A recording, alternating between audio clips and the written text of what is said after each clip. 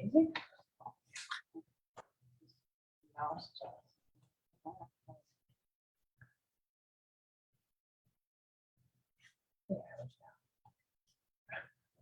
Okay. It's this mouse. It's the mouse. Yeah, I just gotta get it.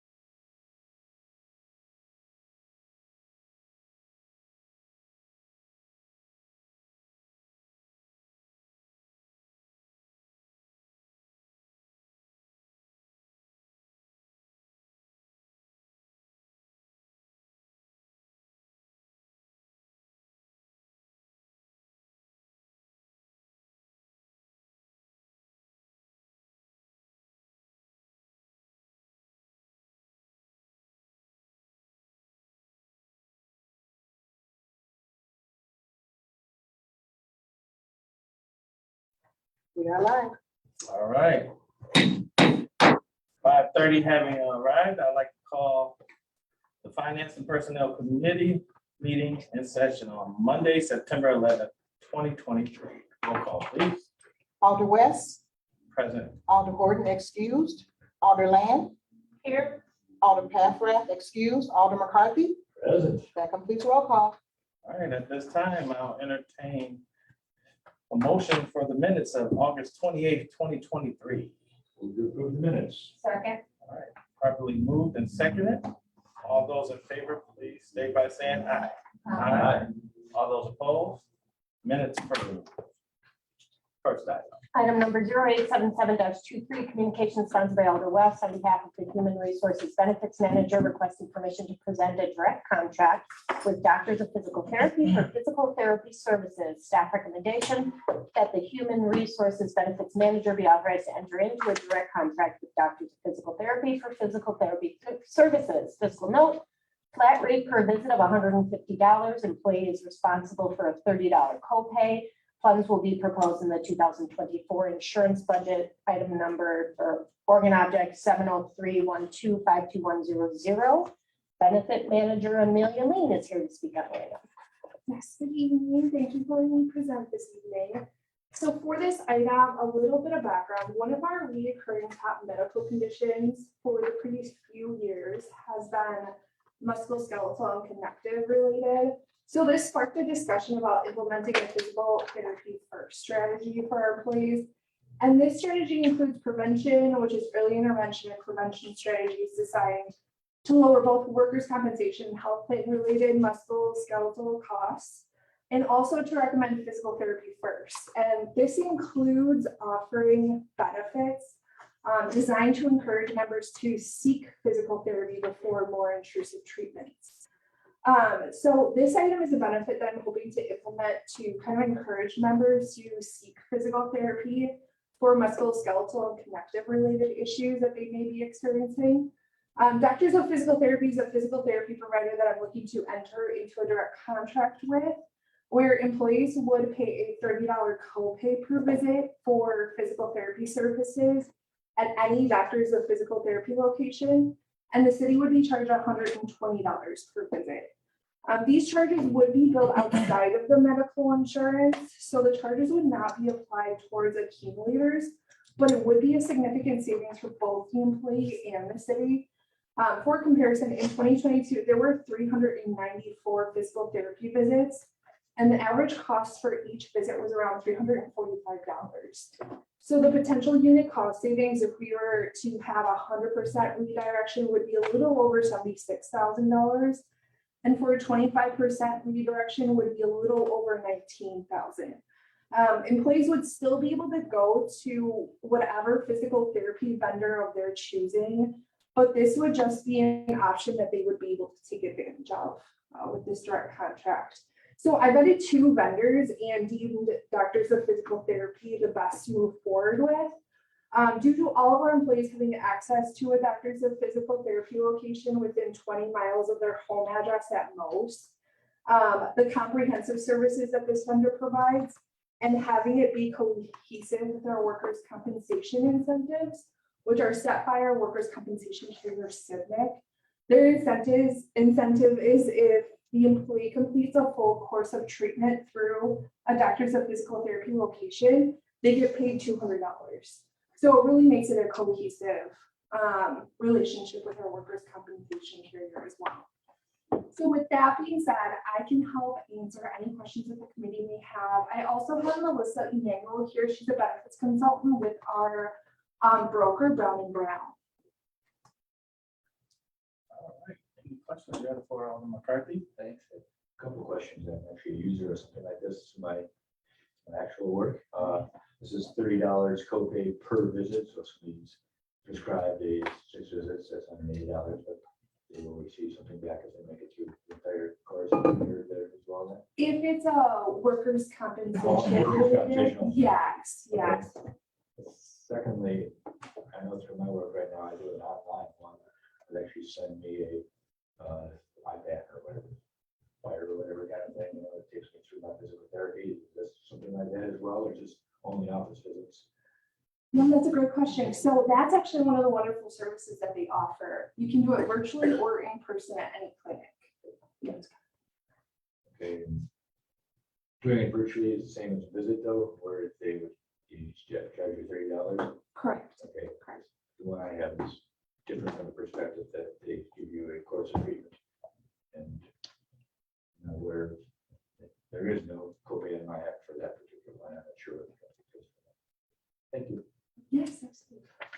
Alderman, you have the floor.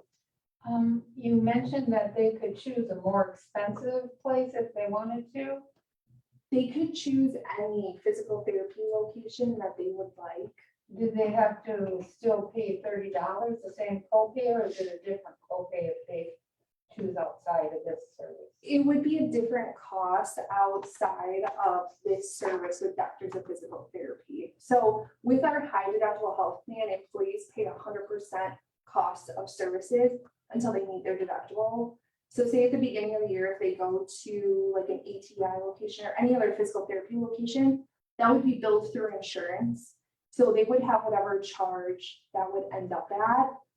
In 2022, like the average cost is $345 for a visit.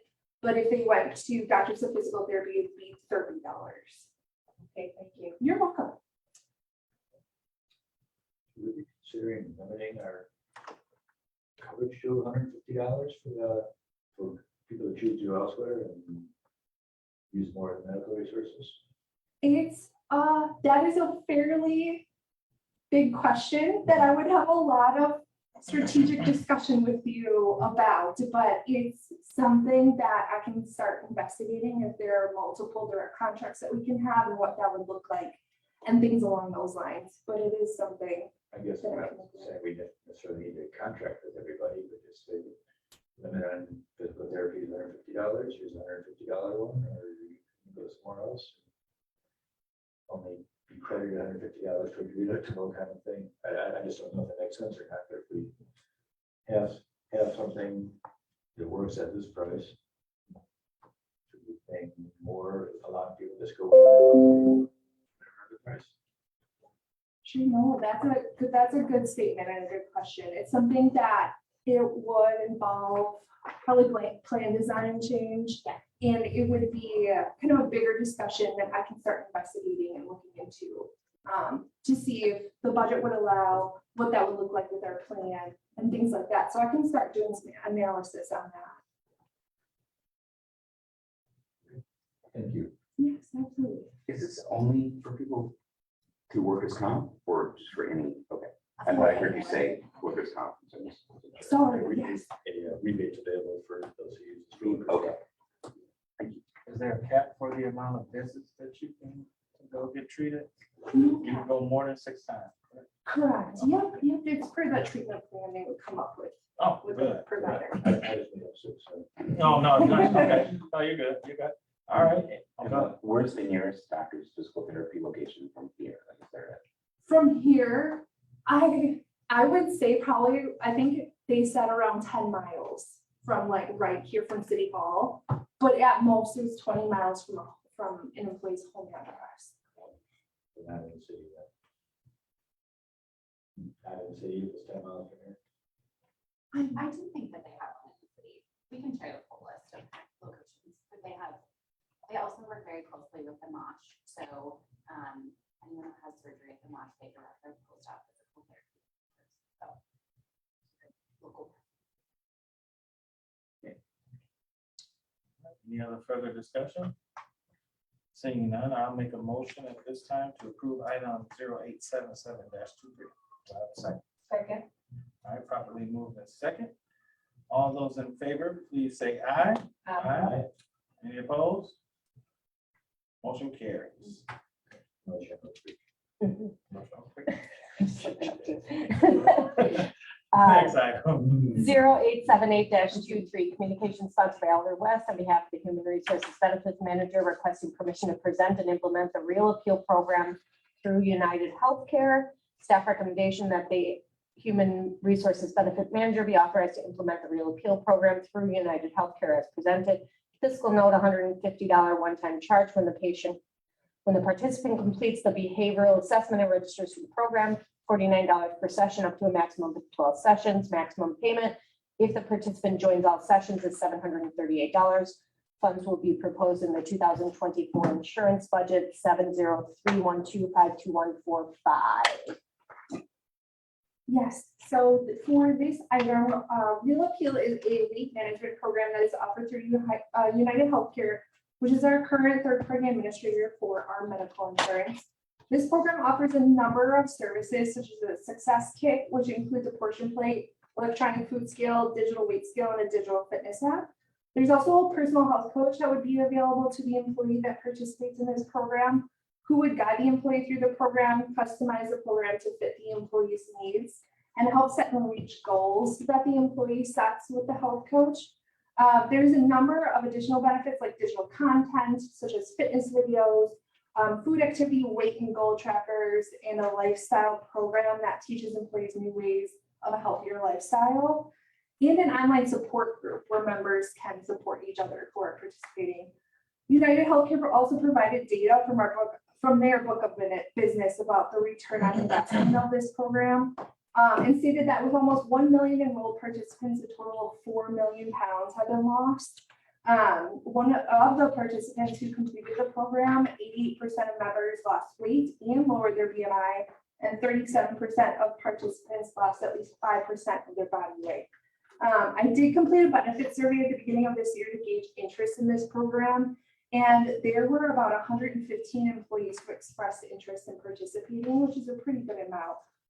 There's like the fiscal note states, there's a one-time $150 charge when the participant completes the behavioral assessment and registers for the program. And it costs $49 for each session that the employee completes with their health coach, up to a maximum of 12 sessions, bringing the total for each participant to $738. And as a note, the employee can attend an unlimited amount of sessions, but we're only charged for the first 12. So that's kind of a synopsis of the program, and I can help answer any questions the community may have at this point. There. Where is this service located? It's Sorry, it's virtual. it's virtual. In your kitchen. So the program does not take place at a facility, it takes place at home. In at home, yes, online, correct.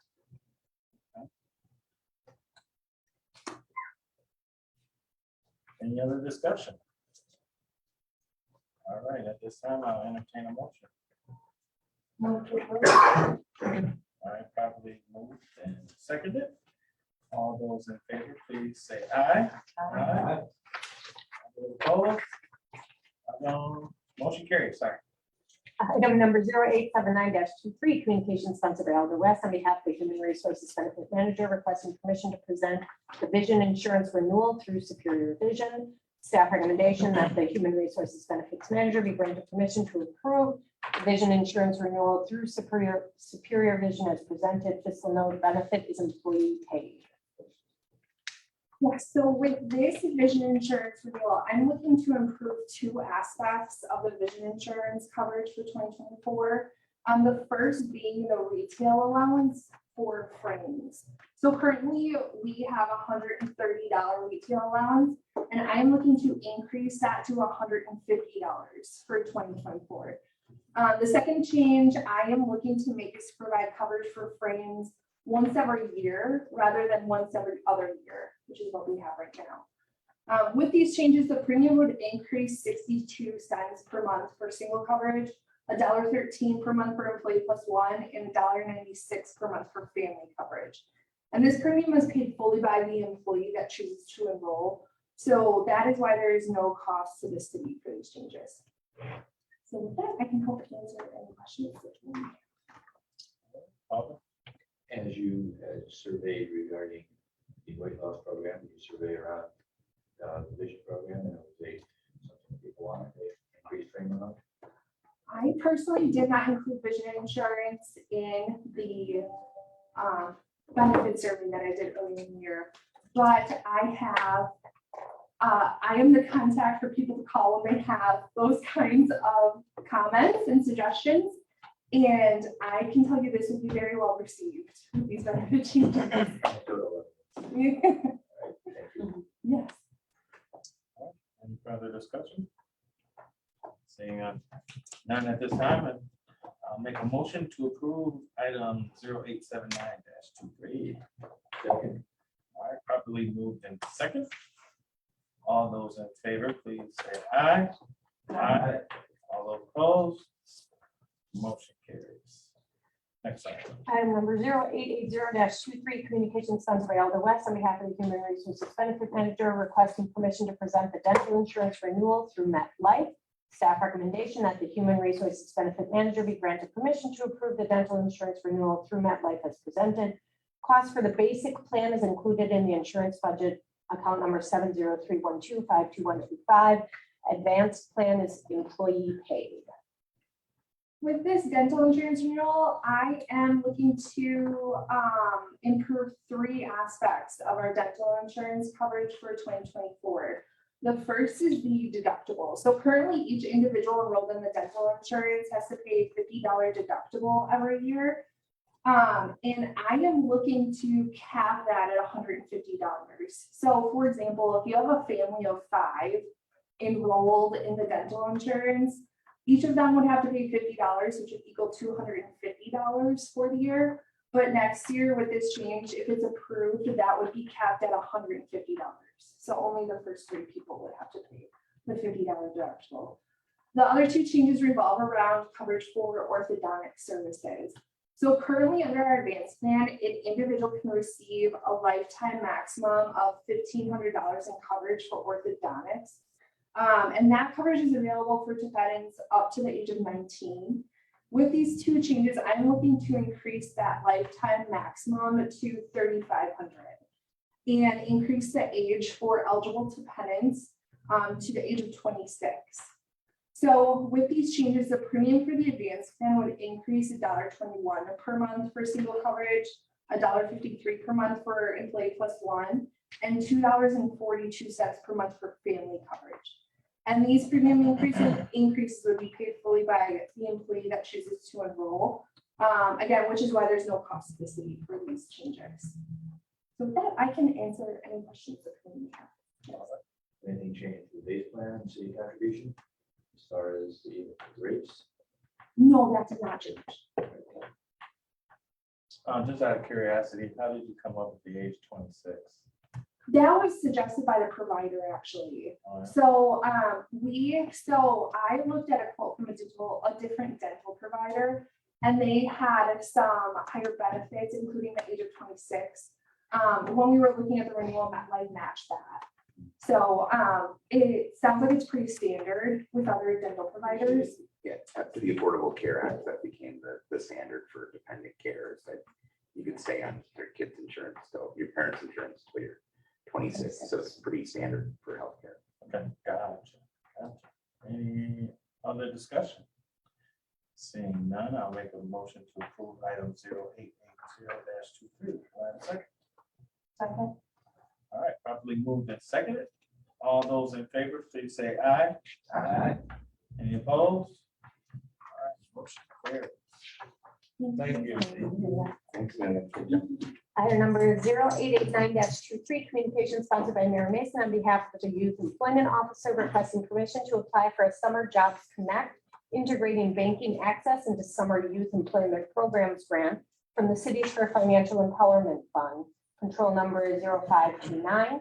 Staff recommendation that the Youth Employment Officer be granted permission to apply for a Summer Jobs Connect program for up to $50,000. Grant control number 0529. Fiscal note, the grant is up to $50,000 with no city match required.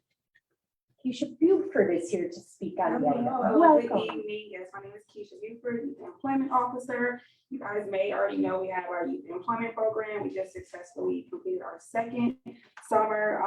We utilize our ARPA dollars for this program, and with that, ending soon, we're looking for other funding to keep the program going. We specifically found a grant program that donates to youth summer programs for local entities and to help them just increase financial literacy and banking, but that's the main focus, but they're open to, letting you use the funds for, just for the program in general, but the gear is for banking and financial literacy. So that's something that we did incorporate into our program, but we would love to take it on to another scale. So if we're granted, they will have me go through different trainings and I meet with them weekly for a bit to just learn different ways to increase financial literacy for our youth.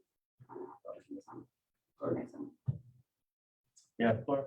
Are summer employment folks required to use direct deposit now, or will they be as a result of this?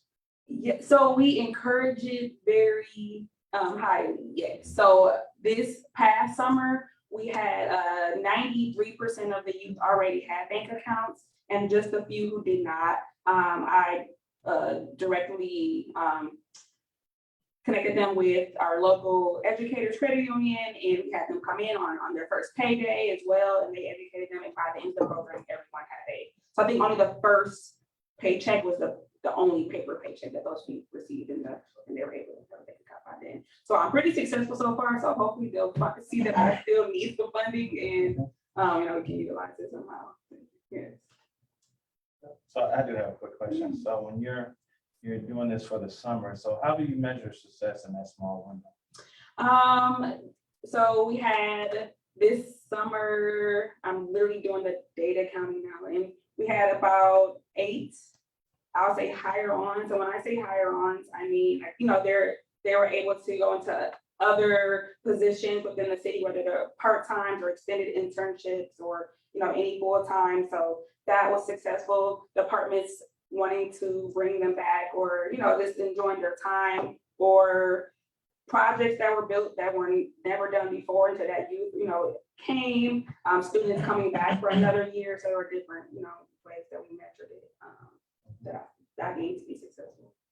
Oh, and youth applying, the goal of the program was for the city of Racine to be just a household name, and somewhere that, they're in college and they're able to see City of Racine as a place to, to work in the future. So we had youth applying for other jobs afterwards, their mother and father applying to jobs after. So it's definitely now, a household name, and hopefully that we're looking to bring in more diversity and residency within the applicant pools. Nice. Any other questions or discussion? At this time, I'll entertain a motion. Move to approve. All right, properly moved and seconded. All those in favor, please say aye. Aye. Aye. Any opposed? Motion carries. Thank you. You're welcome. Great job. Item number 0891-23, Communications Sponsor Alfred West on behalf of the wastewater utility director regarding a resolution authorizing the issuance and sale of up to $5,749,015 of wastewater utility revenue bonds series 2023A and providing for other details and covenants with respect thereto. Staff recommendation via resolution 0552-21, the Common Council approved the initial declaration of intent to reimburse using the Department of Natural Resources Clean Water Fund loan program for this project. This recommendation is to approve a resolution authorizing the issuance and sale of up to $5,749,015 of wastewater utility revenue bonds, Clean Water Fund bonds, Series 2023A, and providing for other details and covenants with respect thereto, and have mayor and city clerk sign and execute all necessary documents. Fiscal note, the wastewater utility revenue bonds, Clean Water Fund loan is in the amount of $5,749,015.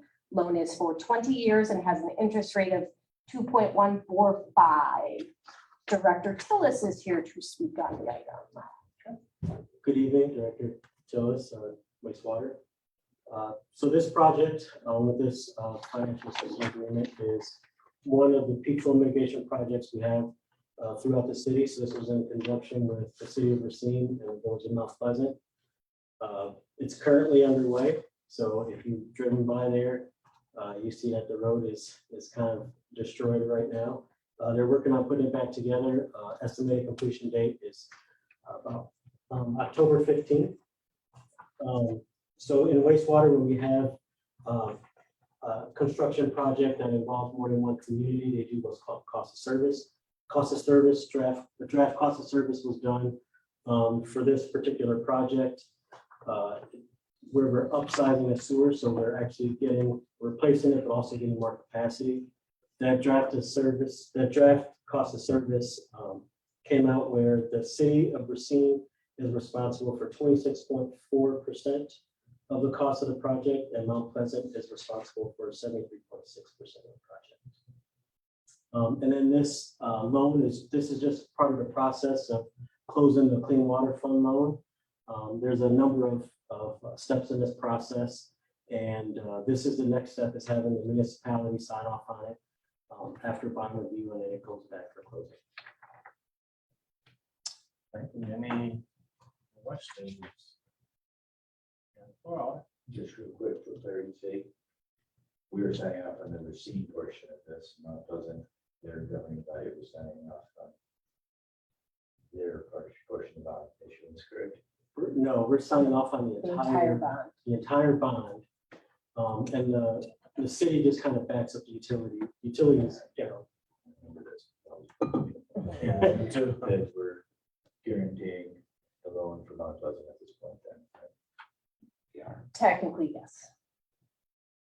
Just to clarify too, because these are a little bit confusing, and this is more for the public and maybe for new members on the committee. So it is relatively common for a Clean Water Fund loan that they come to us, the utility comes to us much earlier on to do what's called a reimbursement resolution. That allows them to actually use utility cash on hand to start the project before they borrow the money. So when we close on this loan, or the utility closes on the loan, they'll actually reimburse themselves from the cash they've already used. So often these have at least 2 resolutions associated with them. One reimbursement resolution, which can be years before, which is why I sort of put that language in there. And then this would be the final closing of the loan. thank you for that explanation. Any other discussion? All right, I'll make a motion at this time to approve item 0891-23. All right, properly moved and seconded. All those in favor, please say aye. Aye. All those opposed? Motion carries. Thank you.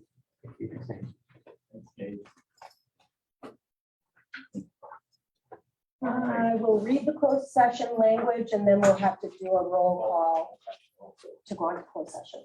And then asked if it could be an educational portion before going into closed session. I've emailed with the attorney, you can do that, so you could read the item, start talking about the PFAS information, and then go into closed session to deal with. The attorney will be online and present. He's standing by. Make sure he's ready. I would not be opposed to that. Crazy mouse, please. Thank you, Scott. Let's make him a panelist. Go to attendees. There we go.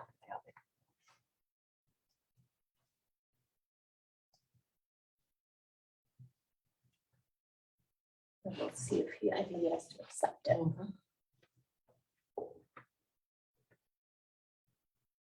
There we go. Okay, so I'm going to read the item. Item number 0881-23, communication sponsored by Alder West on behalf of the city attorney requesting permission to address national PFAS related litigation and recommend a law firm to represent the city of Racine's interest in such litigation. Hello, folks. Hello. Good evening. So I invited Stephen Acario, who's an attorney from New York with the Napoli firm. I've asked him if he can talk about PFAS generally and the issue, and then at some point go into closed session to talk about some attorney-client related things. Thank you, Scott. It's a pleasure to be with the aldermen and women, the City Council of the City of Racine. My name is Stephen Aquario. Again, I chair the local government department at the Napoli Shkolnik Law Firm, exclusively representing local governments, many of which in Wisconsin. We have about 6 cities that we represent on PFAS related issues, about 6 or 8 villages and a handful of other towns, around 20 municipalities in Wisconsin.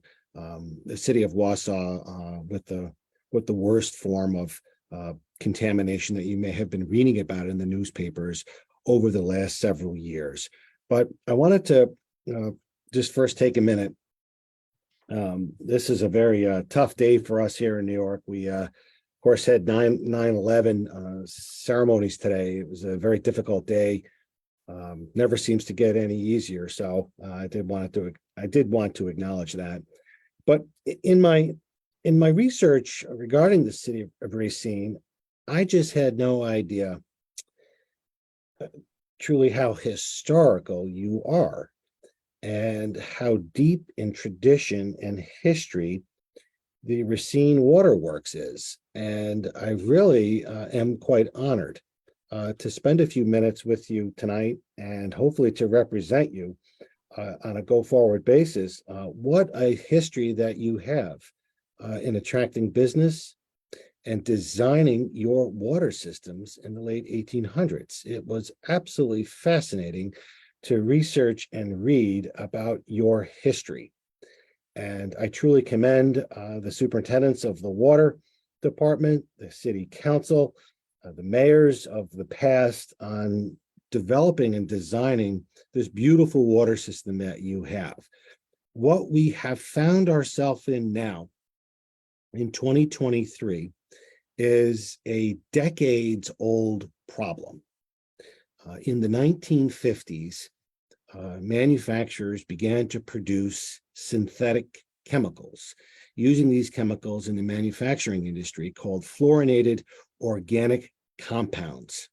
And they were using these things for water resistant, oil resistant manufacturing products. Think of coatings such as a stain resistant. We all remember Scotchgard on the furniture and upholstery, our curtains, stain resistant products in textiles, waterproofing. Think DuPont Teflon, nonstick pans. And the last type of product I'll talk about is a particular type of firefighting foam called aqueous film forming foam. This firefighting foam was incredibly effective at putting out complicated airplane fires. And our fire departments were mandated to use this particular type of foam, mandated by the federal government to use this particular type of foam. Anywhere there's a National Guard base or an Army depot, anywhere we're training with firefighting products, we were required to use this particular type of foam. During the manufacturing process in the 1950s and the next 75 years later, the manufacturing and the industry were dumping these byproducts into our soil. They were either emitting it into the air, they were pouring it into our streams, our lakes, our ponds, and our oceans. And now we're finding what's called PFAS everywhere, all around the globe. And it's called a forever chemical. And it's really identifying 2 particular types of these fluorinated compounds, the first of which is called PFOA, and the second is PFOS. And if you Googled either one of those, you'd have 17 million pages describing these 2 particular type of fluorinated compounds. They're called forever chemicals. They do not degrade in our environment. They're completely mixable in our groundwater and our surface water. In your particular case, Lake Michigan. They are called an emerging contaminant because it's not that there's something new, but they're called an emerging contaminant by the United States Environmental Protection Agency because science has changed now. We can now detect this particular type of contaminant, whereas 5 years ago, we couldn't detect it. 10 years ago, we had no way of tracing and understanding this particular type of contaminant, but now we can. It's been in our water for decades. Only with this new science have we now been able to detect it. It's been an unregulated contaminant by the United States. The city of Racine follows the DNR. The city of Racine also follows the United States EPA. The federal government tells the states what to do. The states either can decide for themselves. In this particular case, Wisconsin has not decided that it wants to regulate it. It could. New York has, Michigan has, New Jersey has, Vermont, Maine have. Many states, California, have chosen to regulate this particular type of contaminant. Wisconsin has been following the United States lead. It's been unregulated for years and years, but the federal government really started to pay attention to this right around 2009.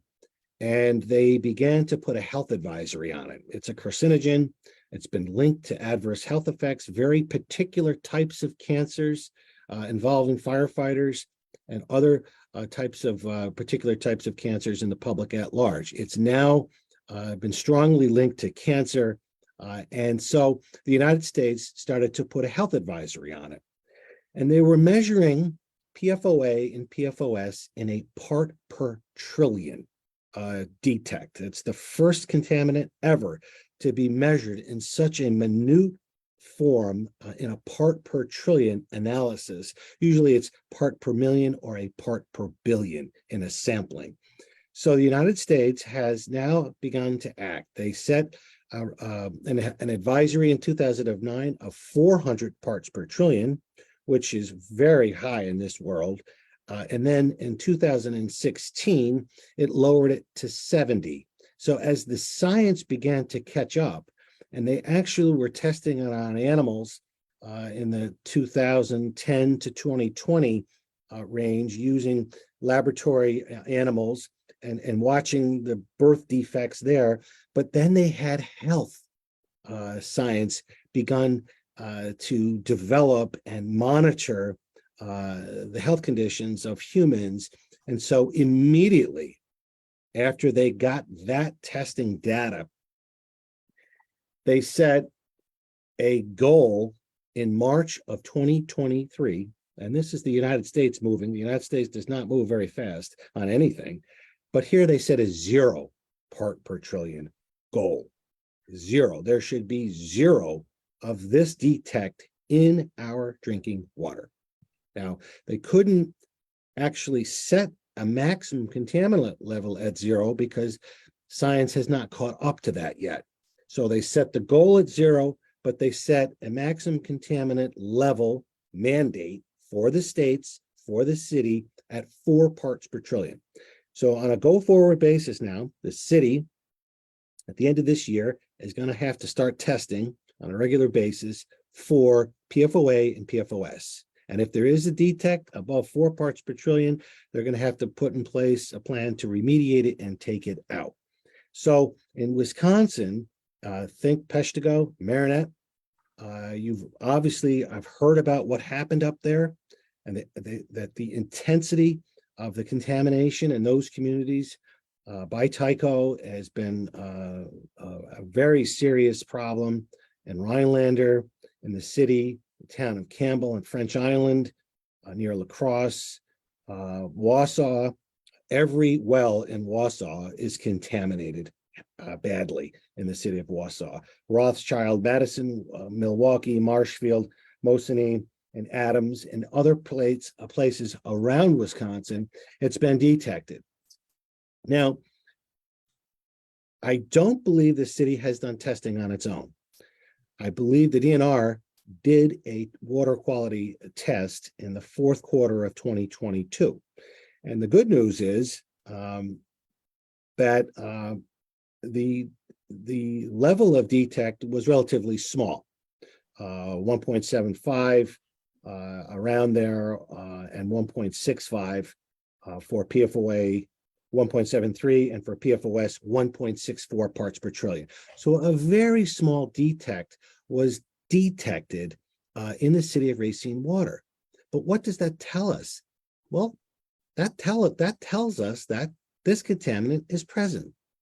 And it's just a snapshot in time. When you reach into a sample of the body of Lake Michigan like that, and the intake that's coming in, it's just a particular sample at that particular time with that particular water sample coming through the system. Who knows what it could be on any given day? Could it be 100 parts per trillion? Maybe. Could it be 0? Maybe at any given day. But we do know there was a detect. And so by that fourth quarter testing, it now calls to our attention. It came to Scott's attention. It came to Mayor Mason's attention to find out a little bit more about this, to see what, if anything, should the city be doing at this point in time with this particular type of contaminant. It's widely reported that there are many municipalities bringing litigation affirmatively to protect their systems, to protect their taxpayers. It may be time to go into closed Yeah. session. So if we can do the closed session. Yep. We'll turn off. Perfect. It is intended that the Finance and Personnel Committee will convene into closed session pursuant to Wisconsin statute section 19.85, pair 1, pair G, to discuss strategy for litigation in which the city of Racine is currently involved. Need a motion and a second, Move to go into closed session. Second. and then roll call. Alder West, Yes. Alder Horton excused, Alder Land, Yes. Alder Paffrath excused, Alder McCarthy. Aye. That completes roll call to go into closed session. Hang on a minute. Scott, do you wish for me to continue? Just a second. Give us 1 second. Okay.